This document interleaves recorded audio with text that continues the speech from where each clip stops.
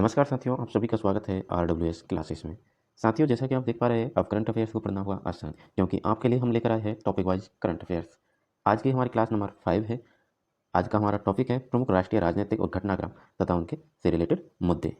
तो प्रमुख राष्ट्रीय राजनीतिक घटनाक्रम के बारे में आज हम देखेंगे, उन मुद्दों के बारे में देखेंगे जो एग्जाम की दृष्टि से महत्वपूर्ण रहने वाले हैं। चाहे आप रीट की तैयारी कर रहे हैं, या आप आरएएस की तैयारी कर रहे हैं, या आप पशु परिचर की तैयारी कर रहे हैं। स्पेशली ये क्लासेस वैसे मैं आपको बता दूं पशु परिचर के लिए है, ठीक है। लेकिन आप जो है करंट तो करंट होता है, करंट का क्वेश्चन तो आपको हर एग्जाम में वही मिलेगा, ठीक है। तो आप जिसके लिए भी देख रहे हैं, जिसकी भी तैयारी कर रहे हैं, लेकिन करंट अफेयर्स आपके लिए महत्वपूर्ण रहने वाली है।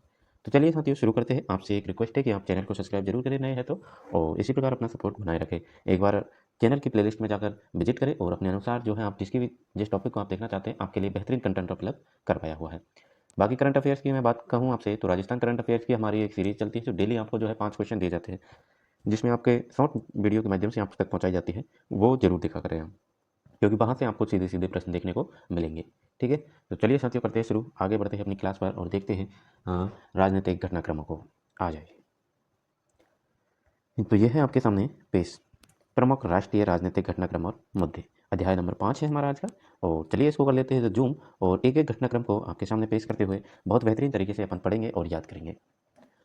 तो बात करते हैं, पहला पॉइंट है हमारा, नीतीश कुमार 9वीं बार बने बिहार के मुख्यमंत्री। नीतीश कुमार 9वीं बार बिहार के मुख्यमंत्री बने हैं। 28 जनवरी 2024 को 9वीं बार उन्होंने शपथ ग्रहण की। तो कब शपथ ग्रहण की थी? 28 जनवरी 2024 को। याद रखिएगा, इस प्रकार के प्रश्न बनते हैं। जैसा कि आप देखना, अभी अपना जो सीईटी का एग्जाम हुआ था, सीईटी का एग्जाम हुआ तो 23 तारीख वाला फर्स्ट शिफ्ट वाला, उसमें जो है प्रश्न पूछा गया था श्री भजन लाल शर्मा जी के बारे में। भजन लाल जो हमारे सीएम है राजस्थान के, उनसे रिलेटेड प्रश्न पूछा गया था, ठीक है। तो इस प्रकार के प्रश्न पूछे जाते हैं, तो याद रखिएगा, इनको पढ़ना जरूरी है। एक बार आप उठा के देखिए 23 तारीख का, और उसमें भजन लाल जी से रिलेटेड प्रश्न पूछा गया है। तो नीतीश कुमार जी ने जो है 28 जनवरी 2024 को 9वीं बार शपथ ग्रहण की है, और नीतीश कुमार मार्च 2000 में पहली बार मुख्यमंत्री बने थे। इसके बाद वह अगस्त 2022 में 8वीं बार मुख्यमंत्री बने, और नीतीश कुमार ने नेतृत्व वाली पार्टी जेडीयू ने भारतीय जनता पार्टी के साथ गठबंधन करते हुए बिहार में पुनः अपनी सरकार बनाई है, जिसके बाद 28 जनवरी 2024 की शाम को नीतीश कुमार ने मुख्यमंत्री पद की शपथ ग्रहण की थी,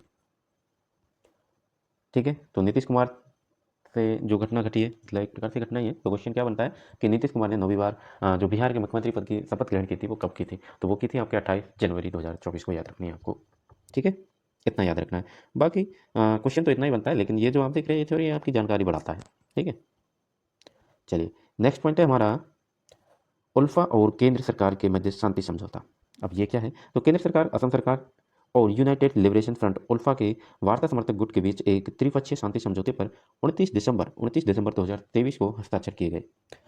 उल्फा का गठन एक संप्रभु असम की मांग के साथ भारत के राष्ट्र के खिलाफ सशस्त्र संघर्ष की घोषणा करते हुए 1979 में किया गया था, 1979 में किया गया था।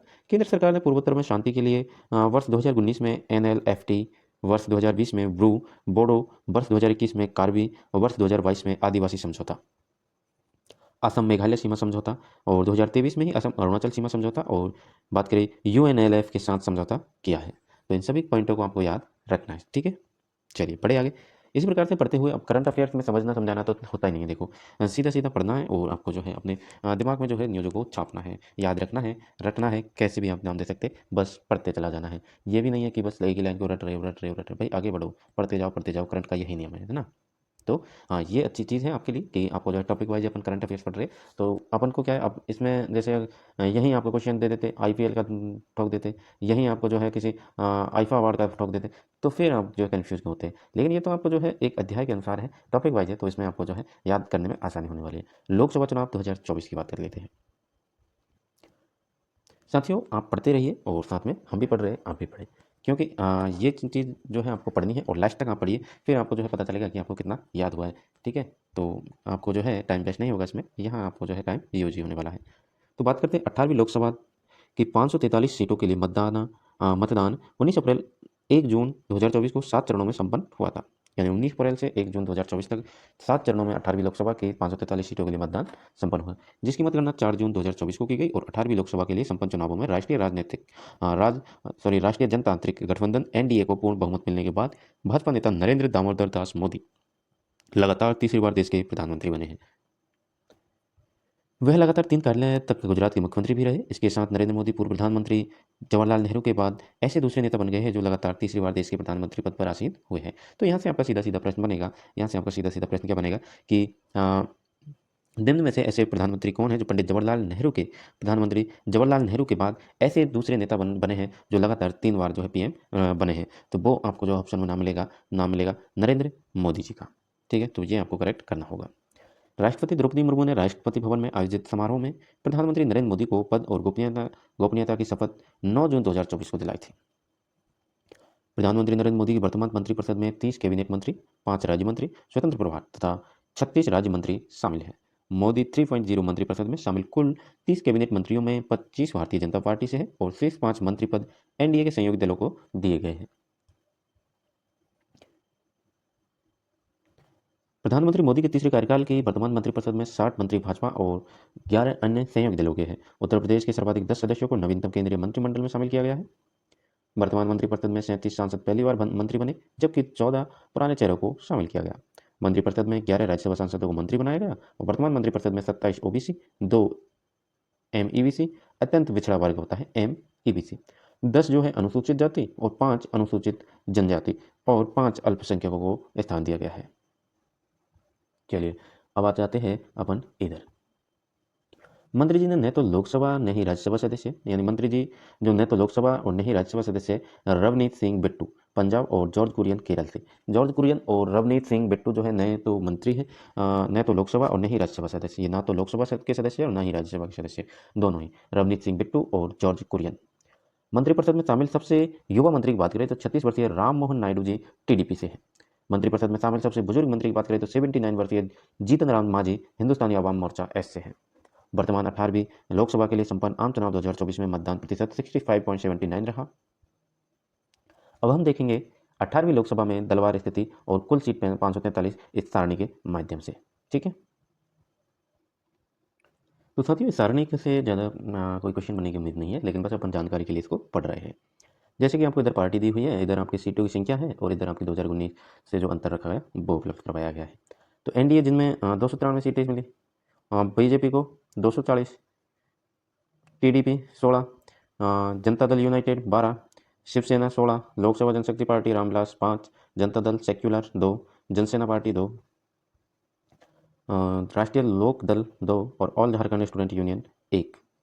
नेशनलिस्ट कांग्रेस पार्टी एनसीपी को 1, united people's party liberal 1 seat मिली है और सिक्किम क्रांतिकारी मोर्चा 1, सोनेलाल 1, एजीपी 1, हिंदुस्तानी आवाम मोर्चा 1, इंडियन गठबंधन जिसमें 234, भारतीय राष्ट्रीय कांग्रेस 99 सीटें, समाजवादी पार्टी को 37, तृणमूल कांग्रेस 29 और द्रविड़ मुनेत्र कड़गम डीएमके को 22, शिवसेना उद्धव बालासाहब ठाकरे जी 9, नेशनलिस्ट कांग्रेस पार्टी शरद चंद्र पवार 8, सीपीआईएम 4, राष्ट्रीय जनता दल 4, आम आदमी party 3, communist party of India 2, Jharkhand Mukti Morcha 3, CPL SL ML 2।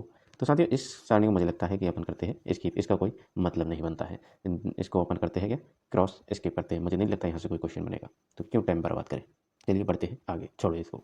ठीक है, छोड़ो, अब आ जाओ इधर थ्योरी पर। लोकसभा चुनाव 2024 में 280 प्रत्याशी पहली बार सांसद के रूप में चुनकर 18वीं लोकसभा में पहुंचे। 18वीं लोकसभा के लिए संपन्न आम चुनाव में भाजपा एनडीए मध्य प्रदेश, दिल्ली, उत्तराखंड, हिमाचल प्रदेश और राज्यों की सभी लोकसभा सीटों को जीतने में सफल रही। 18वीं लोकसभा के लिए कुल 74 यानी 13.63% महिला सदस्य जीतकर आई। इस बार सर्वाधिक 11 महिला सदस्य बंगाल से चुनकर आई। 18वीं लोकसभा में भारतीय जनता पार्टी सर्वाधिक 30 महिला सांसद जीतकर आई थी। लोकसभा चुनाव 2024 में निर्वाचित सबसे कम उम्र की सांसद सांबवी चौधरी 25 वर्ष 11 महीने और 20 दिन की 18वीं लोकसभा में पहुंची। अब तक की सबसे युवा महिला की बात करें, आदिवासी सांसद प्रियंका सिंह जहर कोहली कर्नाटक चिकोड़ी की है, जहर कोहली। 18वीं लोकसभा में सबसे उम्रदराज सांसद टीआर बालू की बात करें तो 82 साल के तमिलनाडु श्री पैरुम बुदूर। नई संसद में सबसे युवा सांसद पुष्पेंद्र सरोज 25 वर्ष। अब इनकी एज याद रखने की जरूरत नहीं है यार, ये क्या है, ये तो मुझे भी सही नहीं लगा था ना। 18वीं लोकसभा में सर्वाधिक मतांतर से जीतने वाले सांसद शंकर लालवानी जी मध्य प्रदेश से। ठीक है साहब। सबसे कम मतांतर से जीतने वाले सांसद रविंद्र दत्ताराम बाइकर। और राज्यसभा सदस्य को जो 18वीं लोकसभा पहुंचे केसी वेणुगोपाल जो कि केरल से अपने। ठीक है, नहीं बनना है यहाँ से क्वेश्चन, मुझे नहीं लगता यहाँ से क्वेश्चन बनेगा, है ना। बाकी आपको लगता है तो आप ध्यान से पढ़िए, पुश करके पढ़ लीजिए। ठीक है, चाहे तो आप स्क्रीनशॉट ले सकते हैं इसका।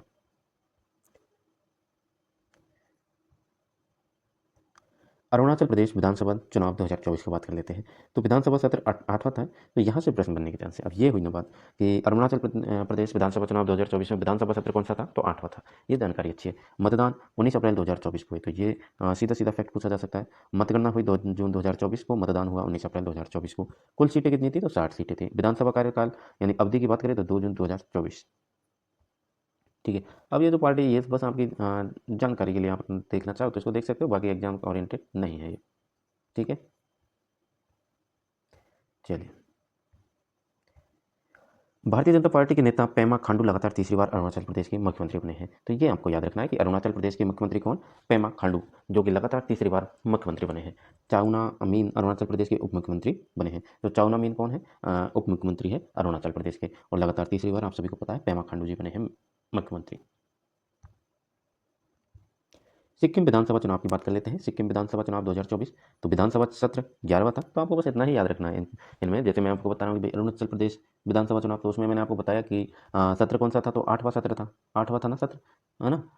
और मतदान कब हुआ था, तो अरुणाचल का, अरुणाचल प्रदेश विधानसभा चुनाव जो मतदान हुआ था वो होता आपका 19 अप्रैल को। मतगणना की बात करें तो 2 जून को। कुल सीटें आपको याद रखनी है, 60 सीटें थी। इतना ही याद रखना है। और सीएम मुख्यमंत्री कौन बने हैं, तो आपके जो है पेमा खांडू जी बने हैं लगातार तीसरी बार। बात करें उप मुख्यमंत्री की, तो वो चाउना मीन बने हैं। ठीक है, तो इतना आपको याद रखना है। बाकी आपको जो है कि भाई सीटें बीजेपी को कितनी मिली, एसडीएफ को कितनी मिली, नेशनलिस्ट कांग्रेस पार्टी को कितनी मिली, भारतीय राष्ट्रीय कांग्रेस को कितनी मिली, निर्दलीय को कितनी मिली, इन चीज़ों से कोई मतलब नहीं है, नहीं पढ़ना है। ठीक है, स्किप करना है, मैं कह रहा हूँ स्किप कर दीजिए। ठीक है, बाकी अपना चाहे तो भाई देख लो इनको, है ना। तो मेन मेन चीज़ें तो यही है कि कुल सीटें कितनी, 32 सीटें आपको यहाँ से मिली। ठीक है, सिक्किम सिक्किम क्रांतिकारी मोर्चा SKM अध्यक्ष 56 वर्षीय प्रेम सिंह तमांग पूर्वोत्तर राज्य सिक्किम के लगातार दूसरी बार मुख्यमंत्री बने हैं। अब बात करते हैं आंध्र प्रदेश विधानसभा चुनाव 2024 की। तो 16वीं विधानसभा सत्र था और 13 मई 2024 को जो है मतदान हुआ। मतगणना की बात करें तो 4 जून को हो गया था। कुल सीटें 175 थी और विधानसभा कार्यकाल अवधि जो है 11 जून 2024 हो जाएगी। ठीक है, अब ये कि भाई TDP को कितनी सीटें मिली, तो ये क्वेश्चन नहीं बनता है मेरे भाई, बस आप जानकारी के लिए रख लो। तेलुगु देशम पार्टी TDP अध्यक्ष एवं चंद्रबाबू नायडू चौथी बार आंध्र प्रदेश के मुख्यमंत्री बने हैं, चंद्रबाबू नायडू जी। उप मुख्यमंत्री की बात करें तो एनडीए गठबंधन की सरकार में जनसेना प्रमुख और अभिनेता पवन कल्याण जी को आपने साउथ की फिल्मों में बहुत बार देखा होगा। 10-10 बंदों को, गुंडों को बहुत बढ़िया तरीके से पिटाई करते हैं। तो प्रदेश के उप मुख्यमंत्री इनको बना दिया गया है, पवन कल्याण जी को। ठीक है,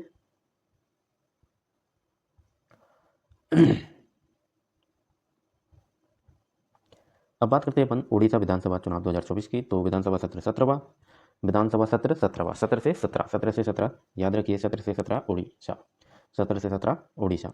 मतदान 13 मई 2020, सॉरी 13 मई, 20 मई, 25 मई और 1 जून 2024 को मतदान हुआ। मतगणना की बात करें तो 4 जून को हुई। कुल सीटें 147 थी। ठीक है, चलिए। क्योंझर से भाजपा विधायक मोहन चरण मांझी को राज्यपाल रघुवर दास ने ओडिशा के 15वें मुख्यमंत्री के रूप में शपथ 12 जून 2024 को दिलाई। उप मुख्यमंत्री की बात करें तो कनक वर्धन सिंह देव और प्रभाती पारिदा। ठीक है, चलिए, फिर आपके सामने है ये संपूर्ण सारणी। तो साथियों, जैसा कि आप देख पा रहे हैं, केंद्र सरकार के नवीनतम मंत्रिपरिषद की ये सारणी है, जिसमें आपको इधर नाम, मंत्रियों के नाम दे रखे हैं, इधर मंत्रालय, उन्हें कौन सा मंत्रालय मिला। फिर बात करें, इधर विवरण दे रखा है, तो कंसिस्टेंसी, स्टेट, हाउस और पार्टी आपको इधर बताई हुई है। ठीक है, तो इसको आप जो है नॉर्मल वे में पढ़ लीजिए, आपकी जानकारी के लिए बेहतरीन होगा। वैसे क्वेश्चन तो इसमें से बनने की कोई उम्मीद नहीं है, लेकिन फिर भी पढ़ लेते हैं एक बार। नरेंद्र मोदी प्रधानमंत्री निम्न मंत्रालय को प्रभारी, कार्मिक, लोक शिकायत और पेंशन मंत्रालय, परमाणु ऊर्जा विभाग, अंतरिक्ष विभाग, वाराणसी उत्तर प्रदेश लोकसभा बीजेपी।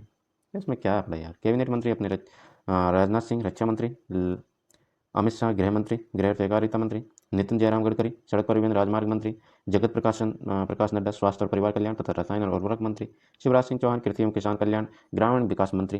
ठीक है, श्रीमती निर्मला सीतारमण वित्त और कारपोरेट कार्य मंत्री, डॉक्टर सुब्रमण्यम जयशंकर विदेश मंत्री, मनोहर लाल खट्टर की बात करें तो आवासन और शहरी कार्य मंत्री तथा ऊर्जा मंत्री रहेंगे। तो आपको जो है ये याद रखने हैं, ये इनसे यहाँ से प्रश्न बन सकता है, तो आपको इतना याद रखिए, है ना, कि मंत्री और इनको जो मंत्रालय मिले वो चीज़ आपको याद रख सकते हैं। ठीक है, तो इनको आप अच्छे से, मैं जूम कर देता हूँ, देख पा रहे होंगे। एच कुमार स्वामी डी भारी उद्योग मंत्री और इस्पात मंत्री, पीयूष गोयल की बात करें तो वाणिज्य और उद्योग मंत्री, धर्मेंद्र प्रधान को शिक्षा मंत्री बनाया गया।